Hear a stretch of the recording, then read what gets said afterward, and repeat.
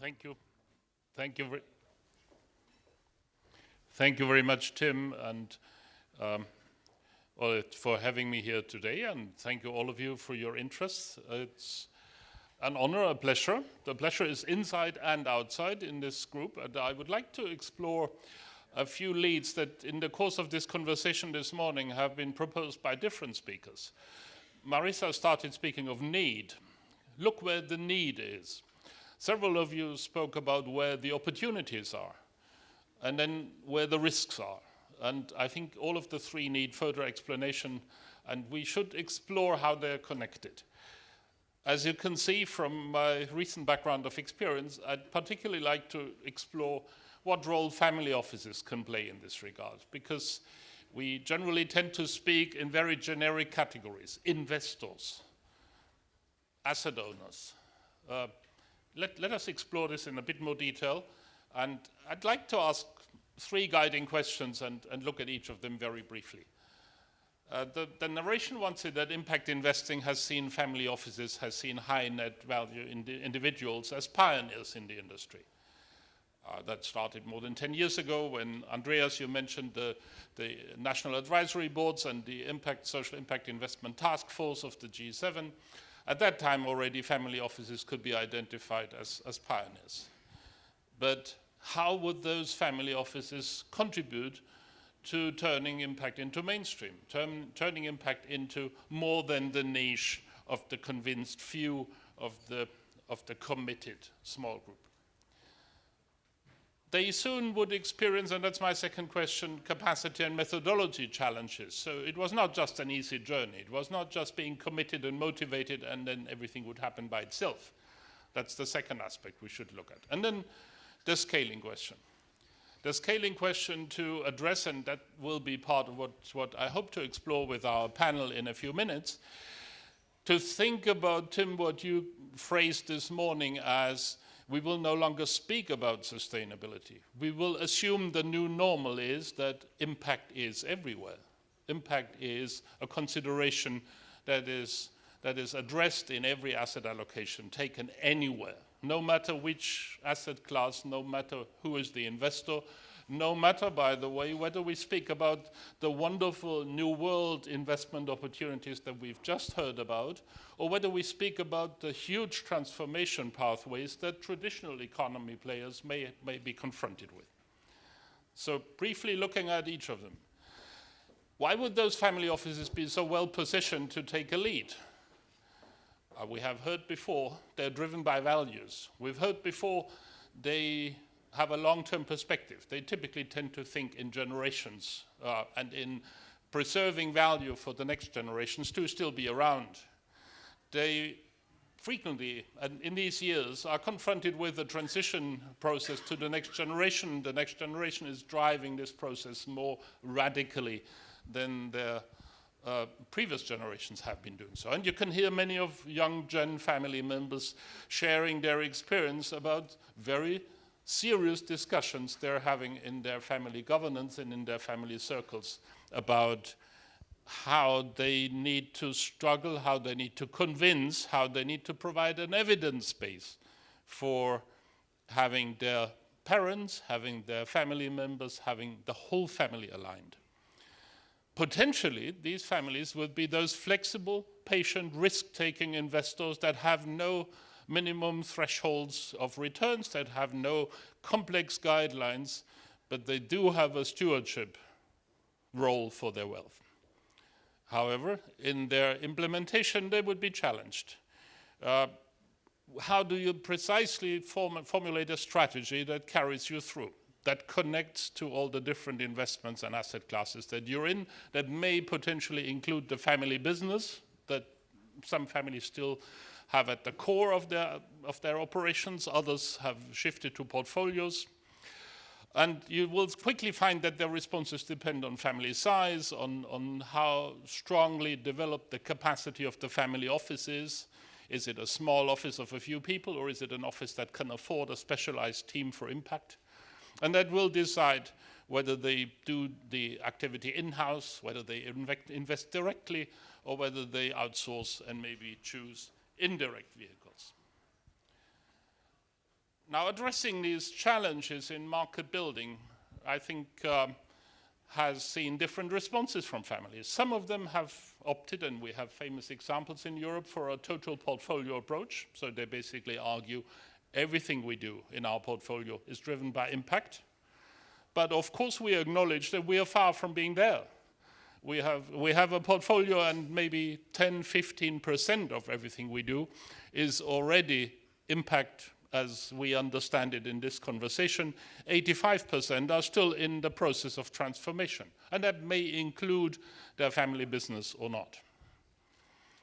Then the question, are they really building an in-house team to manage, to govern and manage impact, or are they primarily outsourcing? And that means, are they joining with others to maybe create impact funds or to invest in impact funds? And finally, how outspoken are they about their role?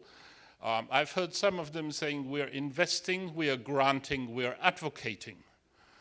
An Italian family from Milano, for instance, PFC, the Notarbartolo family, they would use this phrase. They would say, we're investing, granting, and advocating. Advocating is about what we also heard said earlier this morning in the meeting.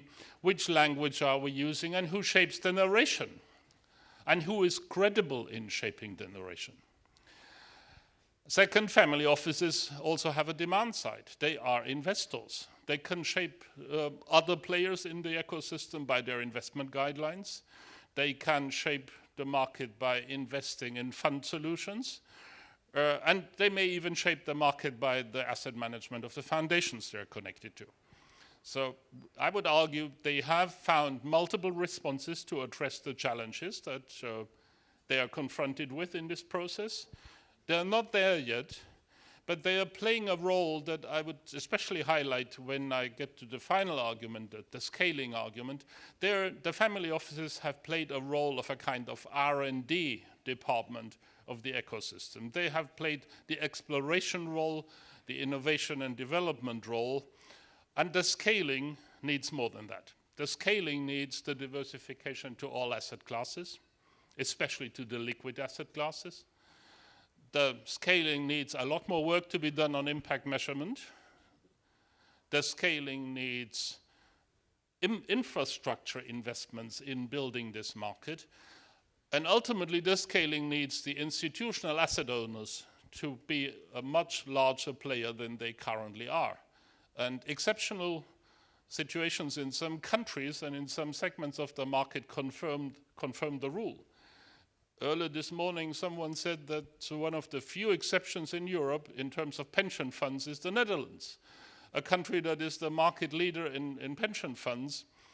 And that reminds me of the fact that they have a few things in common with family offices. This is why I explore this combination. Family offices, the long-term next generation stewards, institutional asset owners, the pension funds, the insurance companies, the fiduciary duty vis-à-vis their clients in a long-term perspective. Pension investments, again, a long-term perspective. So I would say the players that provide us with most hope for scaling the market are those that have an institutionalized approach to longevity. You said it this morning, Tim, longevity. Sustainability is institutionalized longevity. And by the way, this will come with larger ticket sizes and different asset classes. So the future outlook would claim we see the market dynamics accelerate. And by the way, current and already last year, market data from, for instance, the Global Impact Investing Network convince us that this is not just a nice story that expresses our hopes, but it is also an opportunity that is already happening. It also means multi-billion dollar, multi-billion euro allocations become more frequent.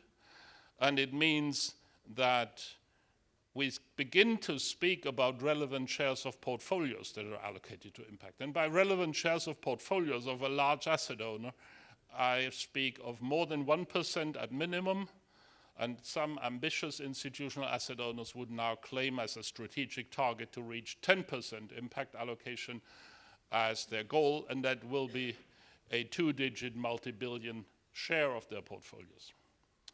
Finally, and connecting back to where I come from, my personal journey in the last few years, including having worked in this Italian family office in Bologna, has primarily been focusing around impact measurement. And I would like to conclude by putting a few things into context that again have been mentioned in this conversation today.